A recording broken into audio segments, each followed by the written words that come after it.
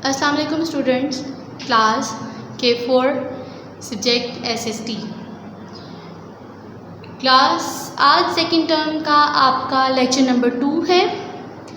Previous lecture में हमने chapter number 3 start किया था, social problems and their solutions. उसकी रीडिंग और बुक वर्क आप लोगों ने किया था। उम्मीद है आप लोगों को अच्छी तरह वो समझ आया होगा।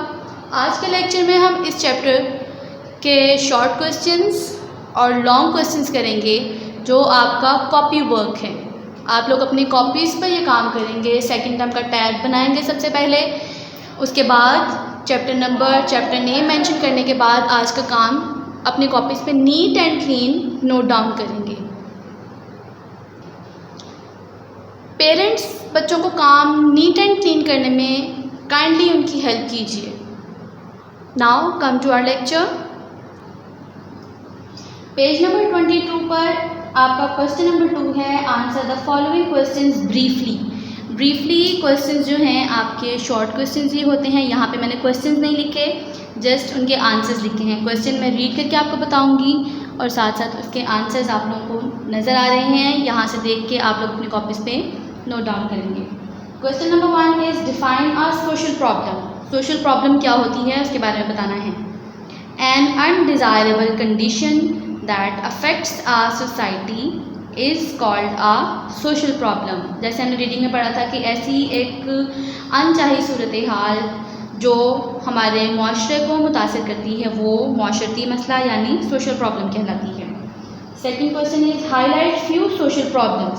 चंद सोशल प्रॉब्लम्स जो हैं हमें हाईलाइट करनी है। सेकंड इसका आंसर है the few social problems faced by Pakistan are. चंद माशरती मसाइल जिनका पाकिस्तान को सामना है वो ये हैं। Number 1 energy crisis, unemployment, illiteracy, pollution, poor education system, child labour, over population.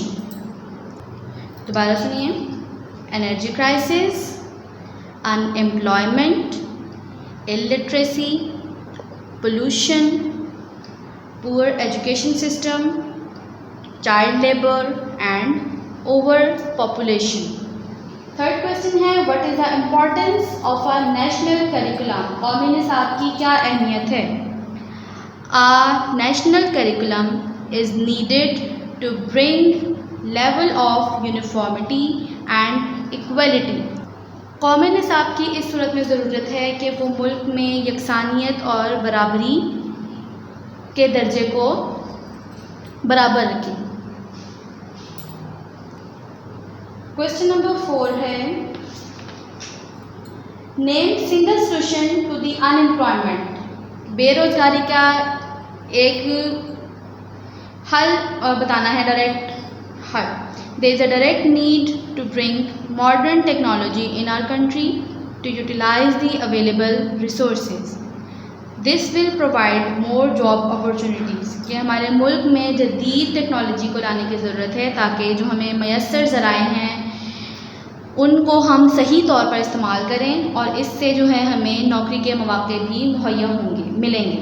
Question 5 why UPS is not useful. कि UPS जो है मुफीद क्यों नहीं है। Using UPS is a social crime because it uses the energy of 5 fans to run a single fan. That's why it is not useful. कि UPS का इस्तेमाल जो है मुआशरती जुर्म है और इसकी वजह यह है कि ये एक पंखे को चलाने के लिए 5 पंखों को चलाने के बराबर की एनर्जी यूज़ करता है, इसलिए ये फ़ायदेमंद नहीं है। ये 5 आपके शॉर्ट क्वेश्चंस थे। आप इनको शॉर्ट क्वेश्चंस की हेडिंग के साथ ही लिखेंगे अपनी कॉपीज़ पे। अब आते हैं अपने लॉन्ग क्वेश्चंस की तरफ।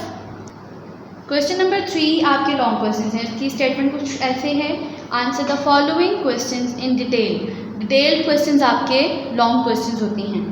फर्स्ट क्वेश्चन है list at least 3 social problems and discuss it's possible solutions. कि हमने 3 सोशल प्रॉब्लम्स के बारे में बताना है कोई सी, और फिर उन्हीं सोशल प्रॉब्लम्स के हमने पॉसिबल सॉल्यूशंस बताने हैं। तो सबसे पहले आप हेडिंग देंगे सोशल प्रॉब्लम्स। 3 बतानी थी हमने, 3 यहाँ पे 3 में से एक लिखी इलिटरेसी, दूसरी पोल्यूशन और जो तीसरी प्रॉब्लम है वो चाइल्ड लेबर। अब इन्हीं 3 प्रॉब्लम्स के हम सॉल्यूशन के बारे में लिखेंगे। हेडिंग साथ साथ आप लोग पढ़ते जाएं, जैसे यहाँ हेडिंग दी है वैसे ही आप लोग अपनी कॉपीज़ पे भी हेडिंग देंगे और उसको नोट डाउन करेंगे। Solution of illiteracy. The solution is that the government must promote education. इस मसले का हल क्या है कि हुकूमत को चाहिए कि वो तालीम को ज़्यादा से ज़्यादा प्रमोट करे। Solution of pollution. Planting more trees can help in reducing pollution. Garbage should be dumped in specified areas. ज़्यादा से ज़्यादा पौधे लगाना जो है आलूदगी को कम करने में मददगार साबित हो सकता है और कूड़े को उसकी मखसूस जगह पर यानी कूड़ेदान में ही फेंकना चाहिए। थर्ड है सोल्यूशन ऑफ चाइल्ड लेबर।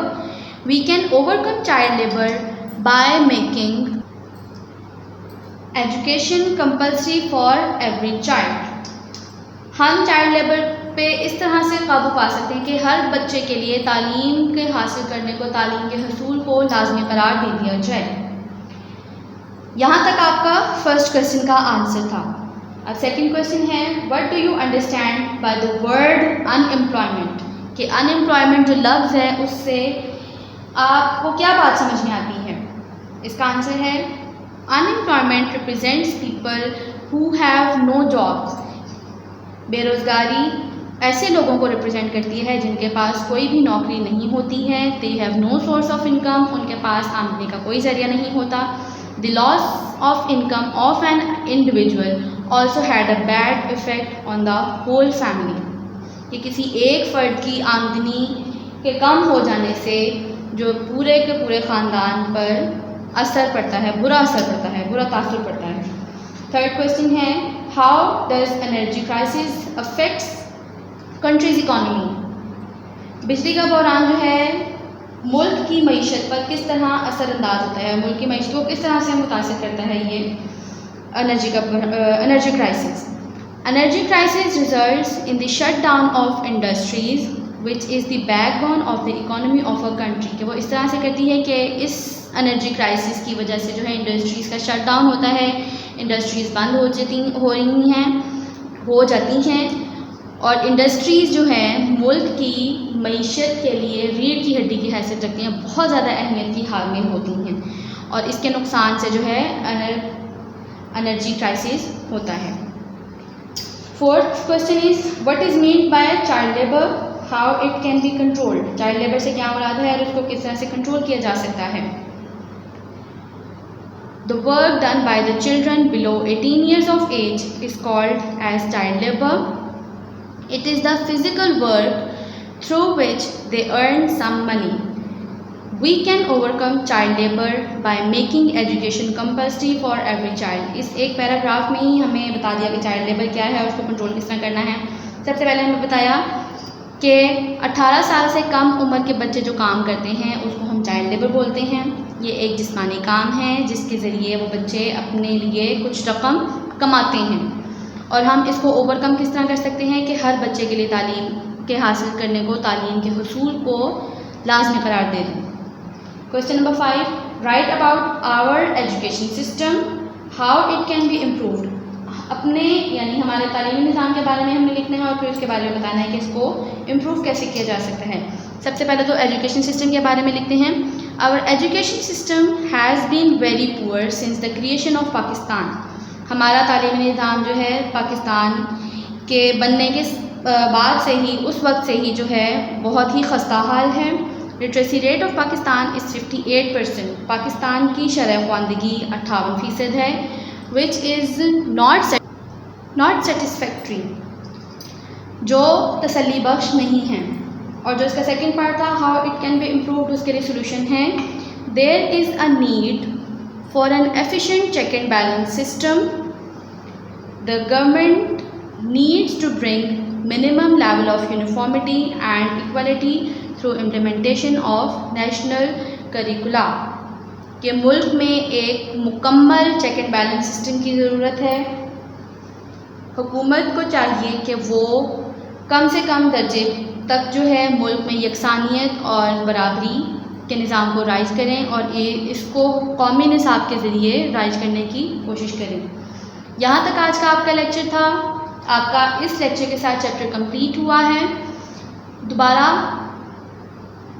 इस बात का ध्यान रखिएगा कि काम जो आप लोग नोटबुक्स पे करेंगे उसको नीट एंड क्लीन वे में कीजिएगा और सेकंड टर्म का टैग बनाने के बाद इसको नोट डाउन कीजिएगा। ये काम लिखने के साथ आप लोगों ने याद भी करना है।